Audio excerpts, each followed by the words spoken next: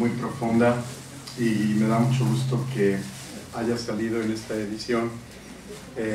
Parece un poco grande, asustador, pero en realidad se puede disfrutar, tal vez aprovechando cada capítulo como algo independiente y viendo que al final todos se conjugan para mostrar una visión del alcance teológico que tiene la presencia de la Virgen María de Guadalupe en nuestro suelo. Y me gustaría comenzar con un agradecimiento. Le agradezco profundamente a la Virgen por estar en nuestro corazón, por haber pisado nuestro suelo, por haber permanecido entre nosotros, pero también y sobre todo por mostrarnos a Jesús. Y este es el título con el que quise presentar este libro. El título dice: El amor de Jesús vivo. Pensé poner el amor vivo simplemente y después poner el título El amor de Jesús, pero lo dejé así un poco más largo, aunque los títulos largos no son muy felices, pero indicando la fuerza con la que María transparenta la presencia de Jesús. Y por eso el secreto de María no es solamente el de hacerse presente ella con su amor maternal, sino de manera muy particular, especial, reflejar la profundidad del amor de Dios. Y me gustaría iniciar con un poema que presenta de alguna forma esta devoción popular. Nuestro pueblo mexicano se ha reconocido a través de la devoción popular a la Virgen María de Guadalupe como afortunado. Este poema, escrito por Ricardo Guízar, un profesor mío, y que se llama Cantares a Santa María, Leves a Santa María, dice así: secreto de confesión, de Chiapas la trajeron, 98 años le servían para atarle los cabos a este siglo. Sus venas montadas en la piel cabalgaban en sus huesos. Confiésala, padre, me suplicó su hija. Nunca lo ha hecho desde su confesión primera, olvidada y fresca, pulida como diamante eterno. La ayudaron a entrar. Penosamente la sentaron frente a mí, estaba ciega. Ave María Purísima, saludé con el rito. Me respondió con su voz fatigada allá adentro: Padre, soy de Chiapas. Le pedí a mis hijos que me trajeran a este templo de mi madre Lupita. Es la primera vez que yo salgo de mi pobre ranchito. Yo no vine a verla porque yo ya no veo, pero vine para que ella me vea y para que me reconozca cuando yo entre en el cielo. Y sus pecados pregunté por oficio: ay, Padre, soy yo solo, tantos años para contar mis muertos. Le tomé su mano para bendecirme, la absolví cabizbajo y humilde, y le dije: levántate, mujer, tu fe te ha salvado. Poema de Jesús Guízar, dije Ricardo, perdón, es Chucho Guízar, ya fallecido, que fue mi profesor del Sacramento de Penitencia y Reconciliación en el Seminario Diocesano. Y en este poema subrayé la palabra para que ella me vea. Y creo que el libro en su conjunto muestra que realmente sucede un intercambio de miradas, y a través del intercambio de miradas somos reconocidos. Ella que nos reconoce, nosotros que la reconocemos a ella, y a través del reconocimiento descubrimos que nuestros mundos se entrelazan y podemos habitar en el mundo de la Virgen María y reconocernos también como pertenecientes a esa herencia espiritual que ella propone y que significa recorrer nuestra vida iluminados por la presencia de Dios. A través de este ejercicio y de estas páginas me vino una pregunta que muchas veces nosotros nos hacemos: ¿por qué la Virgen María? Si tenemos a Jesucristo, ¿por qué no quedarnos solamente con la palabra, con el Evangelio, con la Eucaristía, con los sacramentos?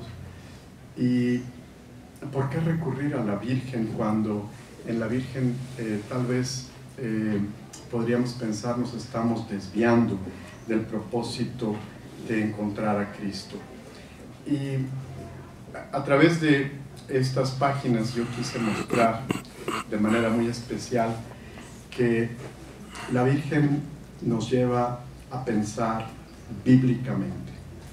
Y en esto sucede entonces el reconocimiento profundo de que ella es un canal, una ventana que nos transmite con transparencia la presencia del Altísimo, la presencia de Dios. Y por eso puse como propósito comprender cuál es la función del mensaje guadalupano en relación con las Sagradas Escrituras y descubrir que el mensaje guadalupano nos lleva al reconocimiento de qué son las Sagradas Escrituras en nuestra vida y así desentrañar esta relación profunda que puede establecerse con Jesús vivo gracias a que María lleva en su corazón el amor de Jesús. Y esto entonces no es un desvío. La devoción popular guadalupana tiene algo esencial. Nos hace habitar, reconocer que en el texto bíblico hay una serie de elementos importantes que nos permiten entender nuestro mundo. Y hay una fusión de horizontes, desde el mundo bíblico hasta el nuestro. A través de la Virgen de Guadalupe nosotros entramos en contacto con ese mundo bíblico, pero a la manera como la Virgen lo ha percibido.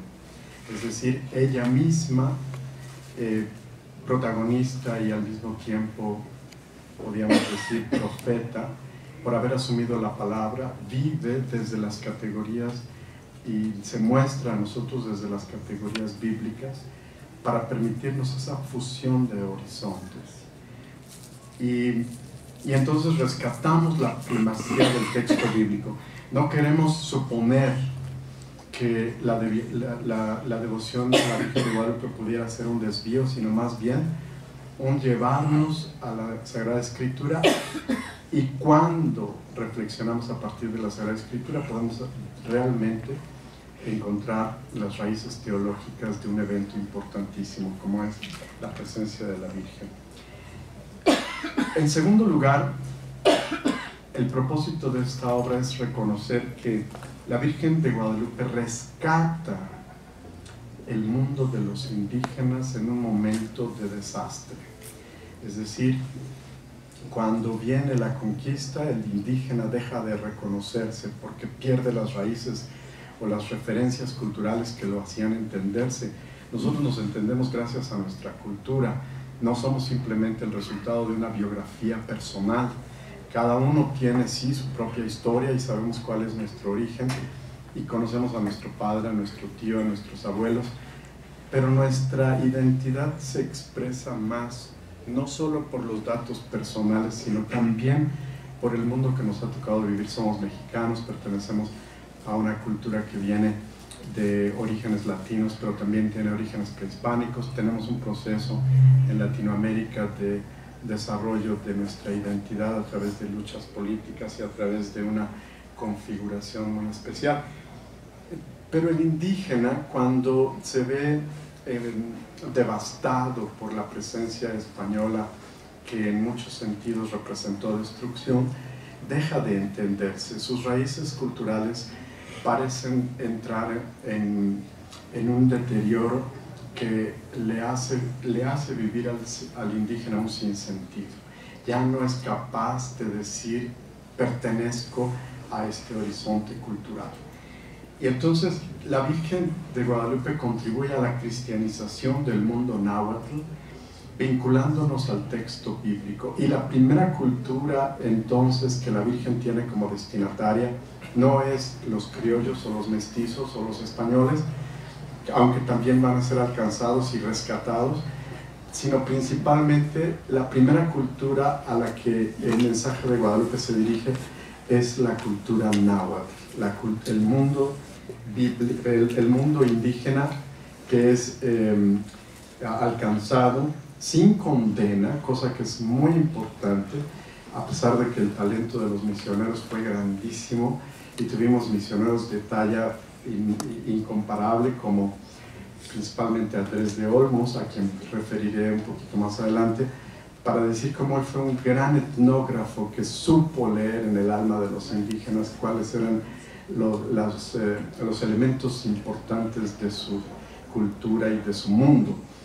Y sin embargo, aún Andrés de Olmos, Motolinía, Fray Bernardino de Sahagún, Diego Durán, Bartolomé de las Casas, con toda su excelente capacidad para encontrarse abiertos al mundo de los indígenas, no supieron superar la idolatría a la que vieron con tantas sospechas y condenaron con tanta intensidad. Temían que todo estaba contaminado, no había posibilidad de una evangelización completa. Parecía como si siempre la barrera y la sospecha de que este mundo prehispánico estuviera presente pusiera en riesgo la respuesta y la conversión que los indígenas pudieran dar al Evangelio. Entonces, la Virgen de Guadalupe rescata el mundo cultural del indígena por un elemento importantísimo que es fundamental para cada sociedad y para todas las épocas: el reconocimiento del otro en sus diferencias. Las diferencias generalmente nos asustan y podemos, de acuerdo a nuestro carácter, temperamento e historia, ver las diferencias con apertura o con menos disponibilidad. En general, las diferencias son importantes porque son un complemento. No todos somos iguales y, sin embargo, a pesar de las diferencias, podemos decir cada uno, por la diferencia que tiene, es digno, valioso como ser humano y como persona. Y en este momento, cuando llega la conquista, esto está en juego, porque las diferencias son vistas en gran medida como motivo de discriminación y de rechazo y de condena, al punto de llegar a discutirse si el nivel de los indígenas era igual al nivel de los españoles, y en algún punto, en algún momento en extremo, llegaron a reconocerlos, a pensar en ellos como si fueran inferiores. Y entonces el reconocimiento del otro se vuelve criterio de validez para una verdadera evangelización. Si no hay un reconocimiento de la persona, no puede haber por ningún medio una evangelización completa. Solamente cuando se ve a la persona en su integridad, con todo el valor que ella tiene, se puede pensar que entonces hay lugar para comunicar la palabra de Dios. Y en este sentido, la Virgen de Guadalupe, con el mensaje, llevándonos al mundo bíblico y extendiendo esta referencia al mundo bíblico, llevándolo al reconocimiento del otro, se vuelve un misterio de comunicación prodigioso. Me parece que cuando vemos el mensaje de la Virgen de Guadalupe, nos damos cuenta de lo asombroso que fue estar presente en un momento tan confuso de desencuentro entre las culturas española y la cultura indígena, y que en el Tepeyac hubiera una verdad que surge para refigurar, recuperar la dignidad del otro de una manera tan eficaz. Es algo tan importante que los canales que abre de comunicación alcanzan inclusive a los registros culturales del mundo indígena para rescatarlos sin condena y permitir que el indígena pueda leerse de nuevo, es decir, recuperar ese mundo al que el indígena dejó de pertenecer porque se vio confundido, se sentía, como lo vamos a ver en el diálogo que ellos tienen con los franciscanos, en el cual expresan su sinsentido, como el dolor de haberse visto en cierta forma rechazados los desfigura y les hace perder referencias importantes para decir quién soy. Un elemento importante va a ser toda su cosmología, que en la Virgen de Guadalupe no es rechazada, sino recuperada. Y entonces, con este elemento, a pesar de haber dicho que la recuperación de la cultura indígena es el punto central de la Virgen de Guadalupe, vamos a reconocer igualmente que esto no se da de manera inmediata. Siempre hemos escuchado, lo respetamos, que la evangelización sucedió casi de una forma milagrosa y repentina.